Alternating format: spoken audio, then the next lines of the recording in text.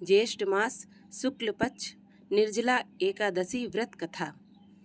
88,000 ऋषि मुनि बड़ी तन्मयता से एकादशियों की पापनाशक व रोचक कथाएं सुनकर आनंद विभोर हो रहे थे। अब सबने ज्येष्ठ मास के शुक्ल पक्ष की एकादशी की कथा सुनने की इच्छा व्यक्त की। तब सूत जी ने कहा, एक बार श्री भीमसेन व्यास जी से बोले, हे पितामह, भ्राता युधिष्ठिर, माता कुंती, द्रौपदी, अर्जुन, नकुल और सहदेव आदि एकादशी के दिन व्रत करते हैं और मुझे भी एकादशी के दिन अन्न खाने को मना करते हैं। मैं उनसे कहता हूँ कि भाई, मैं भक्तिपूर्वक भगवान की पूजा कर सकता हूँ और दान दे सकता हूँ, परंतु मैं भूखा नहीं रह सकता। इस पर व्यास जी बोले, हे भीमसेन, वे सही कहते हैं। शास्त्रों में वर्णन है कि एकादशी को अन्न नहीं खाना चाहिए। यदि तुम नरक को बुरा और स्वर्ग को अच्छा समझते हो तो प्रत्येक मास की दोनों एकादशियों को अन्न न खाया करो।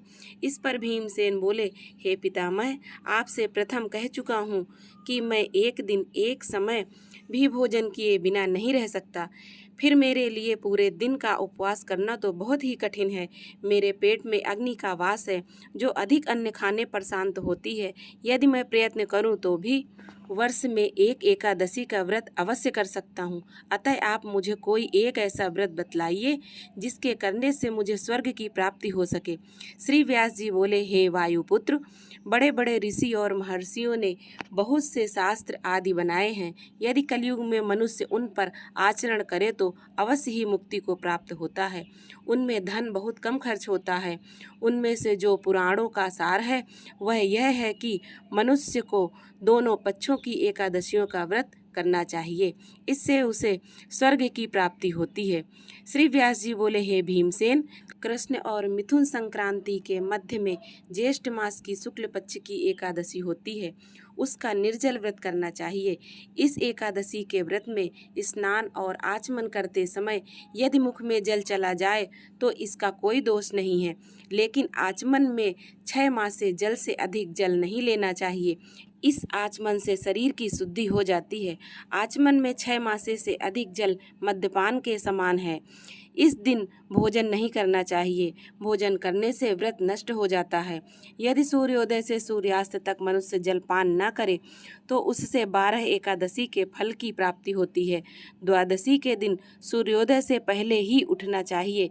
इसके पश्चात भूखे ब्राह्मण को भोजन कराना चाहिए। तत्पश्चात स्वयं भोजन करना चाहिए। हे भीमसेन, स्वयं भगवान ने मुझसे कहा था कि इस एकादशी का पुण्य समस्त तीर्थों और दानों के बराबर है।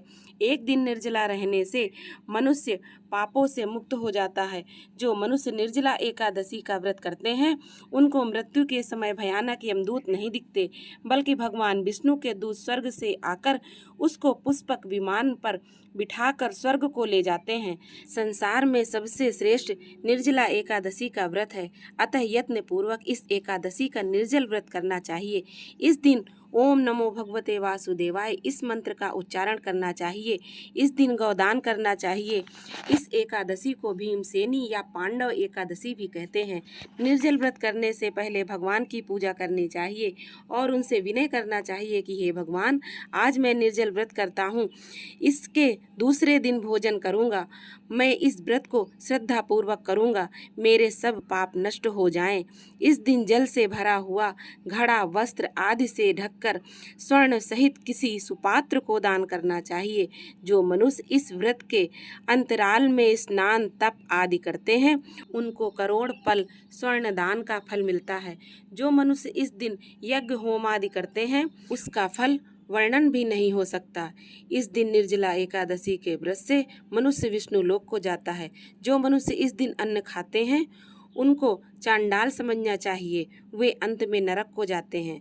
ब्रह्म हत्यारे, मद्यपान करने वाले, चोरी करने वाले, गुरु से द्वेष करने वाले, असत्य बोलने वाले भी इस दिन व्रत को करने से स्वर्ग को जाते हैं। हे कुंती पुत्र, जो पुरुष या स्त्री इस व्रत को श्रद्धा पूर्वक करते हैं उनके निम्नलिखित कर्तव्य हैं। उन्हें सर्वप्रथम विष्णु भगवान की पूजा करनी चाहिए। तत्पश्चात गौदान करना चाहिए। उस दिन ब्राह्मणों को दक्षिणा, मिष्ठान आदि देना चाहिए। निर्जला के दिन अन्य, वस्त्र, छत्र उपान्ह आदि दान करना चाहिए। जो मनुष्य इस कथा को प्रेम पूर्वक सुनते व पढ़ते हैं वे भी स्वर्ग के अधिकारी हो जाते हैं। कथा सार। भक्त को चाहिए कि अपनी कमजोरियों को अपने गुरुजनों या परिवार के बड़ों से न छिपाएं।